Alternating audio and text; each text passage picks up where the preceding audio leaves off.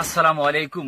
এই মুহূর্তে দেশে এবং দেশের বাইরে থেকে যারা আমার এই ভিডিওর সামনে এসে প্রিয় মানুষটার গা ঘেঁষে দাঁড়িয়ে অথবা বসে, আবার কেউ জীবনের ঝুঁকি নিয়ে পাশের বাড়ির জানালায় উকি দিয়ে আমার কথাগুলো শুনছেন, সবার প্রতি রইল অবিরাম ভালোবাসা এবং ঈদের অগ্রিম শুভেচ্ছা।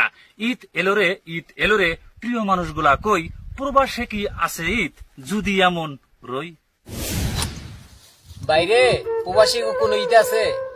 মালিকে ফোন দিয়ে কয় কাজ করতে হইব, কাজ না করলে বলে বেতন কাটিয়ে রাখিয়ে দেবো। এই কারণে ভাই কাজ করতে আসি। প্রবাসী কোনো নিজের কোনো স্বাধীনতা নাই, পরের স্বাধীনই ভাই চলতে হয়। প্রবাসে ঈদ আছে, নেই ঈদের আনন্দ, হাজার খুঁজেও পাই না প্রিয়জনদের সাথে কাটানো দেশের ঈদের এরকম গন্ধ। পরিবারকে সুখে রাখতে থাকি আমি দূর প্রবাসে, কাল শেষে বাসায় ফিরে চোখ বাসা জলে।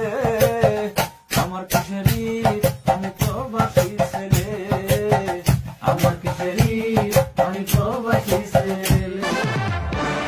প্রবাসে মিলে না মায়ের হাতের মধুর রান্না করা খাবার, মিলে না ভালোবাসা ভাই বোনার বাবার। বাবা মা ছাড়া ঘর যেমন ঘর না, ঠিক তেমনি প্রবাসী ঈদ হলেও প্রিয় মানুষগুলো ছাড়া আসলে তাকে ঈদ বলে না।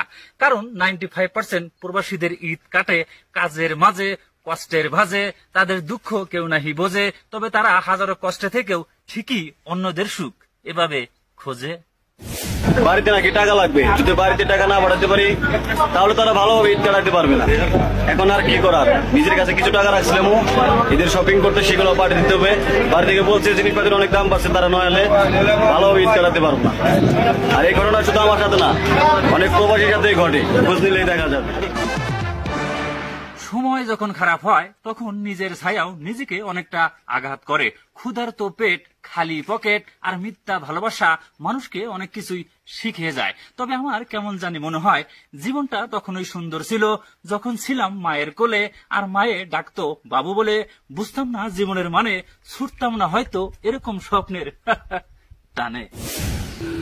ভাই রে, দুবার বাড়ির গরম রে ভাই।